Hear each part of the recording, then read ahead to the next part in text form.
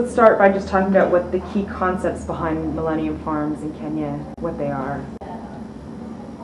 Okay, Millennium Farms is really the second phase of the whole Millennium program. MVP, as you know, is an integrated community program that is dealing with a number of issues: health, education, infrastructure, and trying to lay a foundation for a community to be able to reach ground zero so that it can take off. Millennium Farms is essentially trying to move our farmers from the subsistence existence that they've had, where they're farming simply to eat, towards income generation and wealth creation. And this is an initiative that is going to be involved in facilitating the provision of financial services, as well as business training, as well as helping to facilitate market access. It's very broad, still working with basic agricultural commodities like maize, but looking to move our farmers towards value-adding activities. As you know, you can sell raw produce from the farm or actually process these things. So to the extent that we can facilitate processing and agri value-adding activities, that is what we want to do. So Millennium Farms is not just one activity. It's going to be a range of activities that will actually try to transform subsistence farming to commercial farming. That is really the essence of it.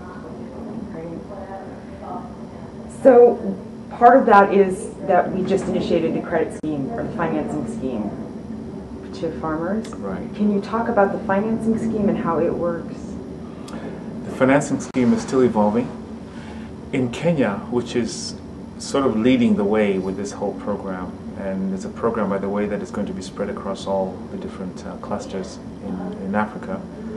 But in Kenya, the idea was to move farmers from subsidy. And what we did was design a scheme that would enable farmers to access inputs, that's seeds and fertilizer, and to be able to pay this back at the end of the season. And the idea was to facilitate a repayment mechanism that enables them to pay it back in an easy way. Logistically, it's quite a challenge, but the idea was if they can plant their maize, and if we have a good harvest, that they pay us back in the form of bags in kind at the end of the season. We then, as an organization, will take these in-kind repayments and be able to play the market, be able to sell them and return the money, and hopefully be able to recycle it into next year. The challenge with any credit scheme is not in the delivery, it's in the repayment, it's in the collection. And we are right now in the process of building relationships and really trying to strengthen the commitment of the communities we serve so that they recognize the importance of repaying, therefore sustaining the program into the future.